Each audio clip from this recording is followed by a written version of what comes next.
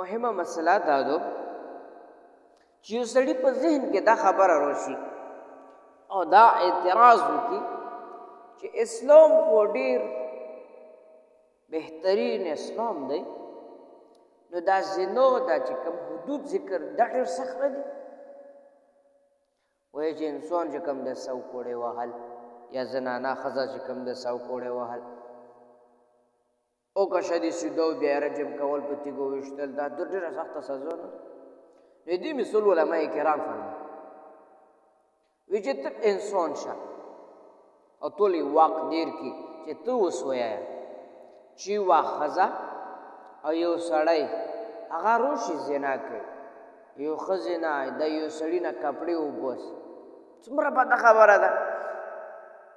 دویم کارت کې دا د یو پله پوسته چې کم د زنا کوي او په دریم کارت کې بیا څلور کسان ورته مخامخ ولاړ دي او دوی زنا کوي، نو ته په الله یقین وکړه چې دغه لپاره دا سزا کمه نه ده. سړی کوي یو ګناه کوي نو پټې کوي، نو که چې داسې ښکاره زنا سړی نو بیا ته څه حال. پیغمبر علیه الصلاة والسلام مبارک ته یو صحابي راغی، نبی علیہ الصلاۃ والسلام ته فرمای یا الله رسوله زه خواهش په لحاظ ډېر کمزور یم، زناګانې رانه کېږي، خواهشات مې کوي او چې نور اسلام راوړم. بیا صحابي شو چې زه نور اسلام راوړم خو صرف د زنا اجازت پکې مه راوړه چې زنا پکې جایز. نبي صلی الله علیه وسلم کېنو نبی علیہ السلام سیرت ته او هغې بصارت ته مونږ تاسو چې کوم دی نه شو رسېدی، خو هغې طریقه اپلای کېدو دپاره هغه اخلاق هغه کردار دا د مونږ دپاره دی راغلی. نبی علیه الصلاة والسلام ورته وفرمایل چې ته دا خوښوې چې تو د مور سره څوک زنا وکړي؟ صحابي ورته فرمایي یا الله رسوله ما د تو باندې سر قربان وي، زه دا څه ته خوښوم چې ما مور سره څوک زنا وکړي. نبي علیه السلام ورته وایي چې ښه. نبي علیه الصلاة والسلام ورته فرمایي چې دا ته خوښوې چې تو خور سره څوک زنا وکړي؟ نبي علیه الصلاة والسلام ته فرمایي نه. نبي علیه الصلاة والسلام ته فرمایي چې تو د ښځې سره زنا څوک خوښوې چې ته د ښځې سره څوک زنا وکړي؟ هر کان تمامې رشتې تو. نبی علیہ الصلوۃ والسلام ته چې ته چې چا سره زنا کوي هغه به د چا مور وي یا به د چا خور وي یا به د چا عزت او قدري، نو چې ته د خپل ځان د پر نه خوښوي هغې د پر څنګه دا زنا خوښوي.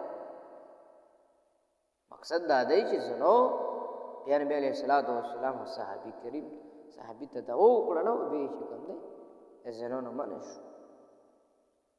ما عزتمندو مونږ تاسو په ذهن کې او په سوچ او فکر کې زنا یو ښه عمل لیدی شي، حالانکه د شریعت موافق و د انسانیت په فکر نن سبا ډېر اکثر زناور راوتي، ځکه چې دا زناورو فیل دی او زناورو عمل دی زنا کول.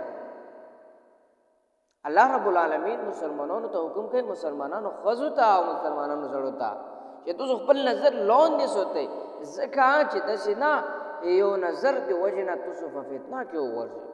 نبی کریم صلی الله علیه وسلم فرمایي چې نظر دا د شیطان د جهلو نه یوه جهله ده، معنا د غیشو نه یو غیشه دی، که چې ولګېده بیا بیا لګېږي.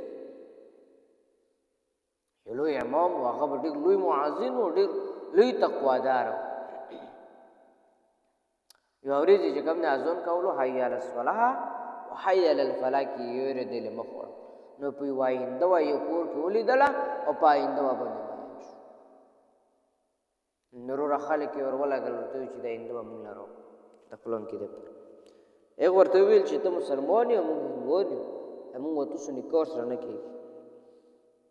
ورته وویل چې مونږ مسلمانان کېدای شي شو نه چې مونږ مسلمان شو، او البته که ته عیسایي کېږي یهودي کېږي نو بیا ټیک ته بیا به سره رشته وکړه. اختې چې خبره کړې ده موازن ته او لوی سړي ته وایي چې بلکل مې خوښ او سره یهودي شوی دی. چې کله یهودي شوی دی بیا تقریبا مرګ هم بل وخت نو د یو نظر دی وجې نه چې کوم دی انسان دا رقم پوسونو واقعات موجود دي چې انسان د نظر دی وجې نه ګمراه د دنیا نه تللی دی. نو ما عزتمندو دنیا کې نظر لاندې سوت